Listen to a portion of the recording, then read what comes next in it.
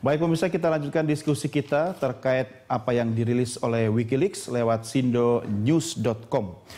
Pak Cahyo, ini mungkin ada sebuah perspektif berbeda yang bisa kita ulas di segmen terakhir ini. Yang mungkin juga harus dipikirkan strateginya oleh PD Perjuangan sebagai partai yang mengusung Pak Jokowi yang akhirnya terpilih jadi presiden.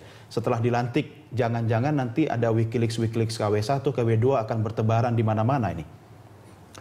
Saya kira indikasi gelagat perkembangan itu sudah muncul. Dari sekarang sudah kelihatan? Dari sekarang. Pada proses Pak Jokowi sebagai capres saja, itu hampir 99% itu isu fitnah dan sampah disampaikan.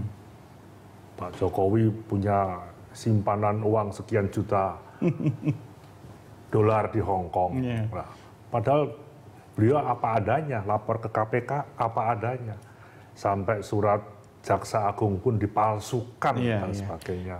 Jangankan surat, orang Indonesia bikin ijazah palsu juga sering kok Pak.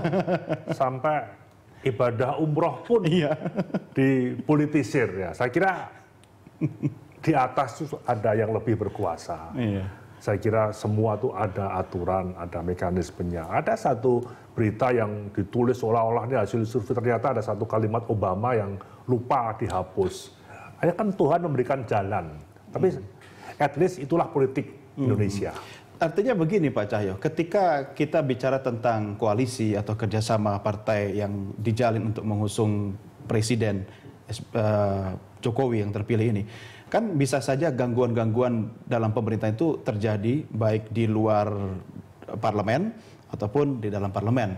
Karena kan komposisi kan ibaratnya sekarang kalau misalnya nih kan, itu bisa saja terjadi nanti digoyang-goyang dalam parlemen. Nah, apa yang bisa dilakukan oleh PDI Perjuangan atau Pak Jokowi nanti? Pak Jokowi adalah figur yang akomodatif. Pak Jokowi, Pak Yusuf Kalla juga figur yang mau terbuka membangun komunikasi politik. Ya. Kuncinya dalam berdemokrasi, berpolitik itu kan membangun komunikasi. Nah, saya pikir tidak ada sebuah proses keputusan politik yang dibangun oleh partai manapun yang sifatnya membabi buta. Apapun kontrol masyarakat, kontrol pers Indonesia itu cukup kuat sekali. Nah, kalau memang tahap-tahapan awal nantinya Pak Jokowi dan Pak Yusuf Kalla termasuk partai-partai pendukung mengajak berkomunikasi terhadap satu atau beberapa hal yang terkait dengan kebijakan politik anggaran yang bersama DPR, kebijakan politik legislasi yang bersama DPR, tidak bisa saya yakin masyarakat Indonesia yang punya hak politik, yang juga bagian dari konstituen partai-partai politik di DPR juga akan punya sikap politik dong. Tapi jangan lupa Pak, kalaupun partai politik berkoalisi, di luar parlemen, media juga sudah berkoalisi. Ya kan, artinya ada keberpihakan. Kalau kita sisihkan Wikileaks, kemudian sindonews.com sebagai bagian dari mungkin upaya yang mengganggu tadi, anggap saja sebuah sensasi jelang pelantikan presiden baru gitu kan. Tapi masyarakat sekarang sudah mulai memilih loh. Kalau dia mau channel TV ini, itu satu. Kalau informasinya tidak benar, tidak akurat, sifatnya fitnah, pasti orang akan pindah ke channel yang lain. Kalau mereka mencari informasi yang akurat, pasti nonton berita satu Pak. Tapi ketika itu sudah masuk ke sinetron misalnya gitu kan, muatan-muatan itu kan bisa saja masuk kemana-mana. Ini apakah harus khawatir juga misalnya PDIP? Kita ada KPI kok, kabar saya ada mekanisme hukum. Nah, saya kira sekarang bagaimana KPI, bagaimana Dewan Pers, bagaimana kepolisian harus proaktif. Sedikit hal-hal yang ini mengganggu persatuan kesatuan, mengganggu suasana kekerabatan, harus diantisipasi. Kami 10 tahun di luar pemerintahan. Tapi kalau memang ada kebijakan keputusan pemerintah yang tanda petik sesuai dengan prinsip Trisakti, kami dukung kok, tidak ada masalah. Fair juga ya? Fair juga. Harus fair. Setiap keputusan politik di DPR yang harus voting, yang seharusnya kami kalah, menang kok. Nah, saya kira ini pendewasaan ya, pendewasaan semuanya. Saya yakin selesai Pilpres juga akan kembali normal. Soal beda pendapat, beda sikap, itu saya kira harus ada. Karena fungsi kontrol juga harus ada. Tapi juga Pak Jokowi, Pak Yusuf Kalla, dan kami partai-partai pendukung wajar kalau kami punya etika baik membangun komunikasi politik. Apakah kemungkinan akan terjadi misalnya Pak Jokowi atau Pak JK akan di Wikileaks-kan juga di kemudian hari? Bisa terjadi. Siapa yang lebih memungkinkan kena, Pak Jokowi atau Pak Yusuf Kalla? Saya kira semuanya. Makanya momen kali ini yang mengena lambang negara kita, yang mengena presiden kita kelima, saya kira cukup bijaksana kalau tadi Bapak SBY mensikapi dengan serius. Jangan sampai setiap hari muncul fitnah-fitnah baru. Bayangkan seorang presiden bisa difitnah.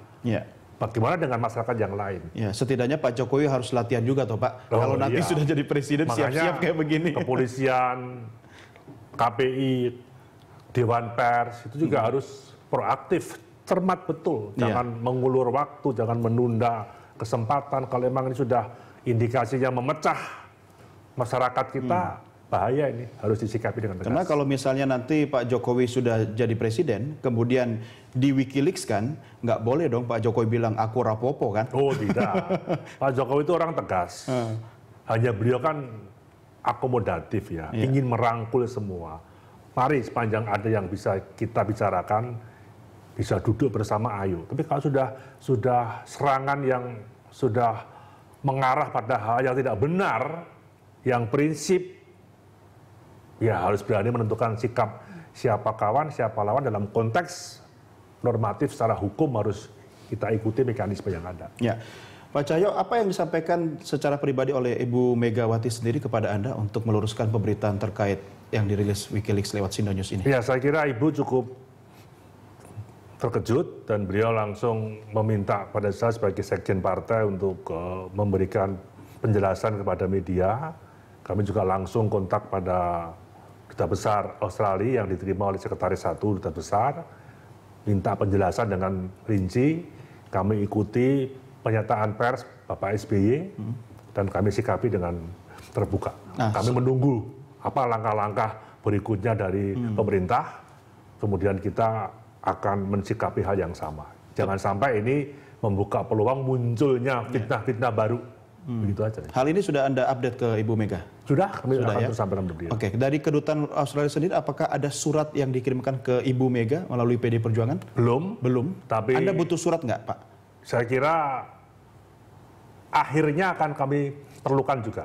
Walaupun kemarin kami ditelepon oleh Sekretaris 1 Duta Besar Australia di Jakarta, dengan jelas beliau menjelaskan secara rinci etikat baik dia, political will pemerintah Australia. Saya kira kita respon secara positif, tapi kami menginginkan sebagaimana yang disampaikan oleh Pak SBY, jangan ada fitnah, dibuka dengan jelas. Kami juga mengapresiasi pada KPK juga yang merespon positif, jemput bola, supaya jangan terulang kembali. Tapi kan Bapak tahu bahwa Australia sebagai negara tetangga kita dari dulu sejarahnya suka usil-usilan sama kita kan, Pak? Justru ini sebagai tetangga yang baik, momentumnya, sebagai negara sahabat yang baik, ya harus terbuka loh.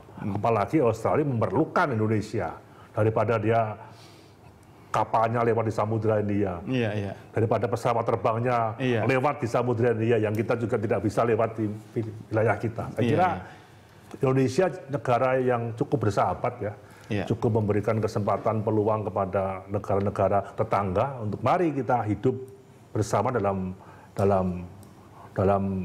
suasana yang ingin kita bangun sebagai negara bersahabat, sebagai negara pantai, negara kepulauan yang saya kira akan saling terikat satu sama lain. Pak Jaya, satu pertanyaan untuk mengakhiri diskusi kita ini. Apakah kasus Wikileaks ini yang melibatkan kepala negara dan mantan presiden itu akan mempengaruhi kebijakan politik luar negeri Pak Jokowi nanti? Saya kira kebijakan politik luar negeri sudah tercantum dalam pembukaan Undang-Undang Dasar 45 kita. Tetapi dalam hubungan bilateral, dalam hubungan multilateral, dalam hubungan semangat ASEAN, semangat Asia Pasifik, semangat Asia Afrika, apapun yang ada, termasuk Indonesia yang terikat dengan berbagai perjanjian-perjanjian internasional, tentunya perlu kita evaluasi kembali. Pemahaman negara sahabat yang bagaimana, pemahaman antar negara, sesama negara kepulauan itu harus bagaimana. Saya kira dengan konsep Pak Jokowi yang ingin membangun negara maritim yang kuat kan juga saya kira akan sangat terkait dengan Australia, dengan Papua Nugini, dengan Filipina, negara perbatasan. Kita ini sebagai negara yang banyak sekali berbatasan dengan negara-negara tetangga kita. Ini harus kita manage dengan baik dalam suasana untuk membangun kebersamaan dalam dunia yang semakin terbuka dan tapi global. ada satu yang tanpa batas, Pak, yaitu dunia maya. Baik, Pak Cahyo terima kasih sudah bersama kami. Salam buat Ibu Mega dan Pak Jokowi. Sukses buat Anda. Sampai ketemu lagi.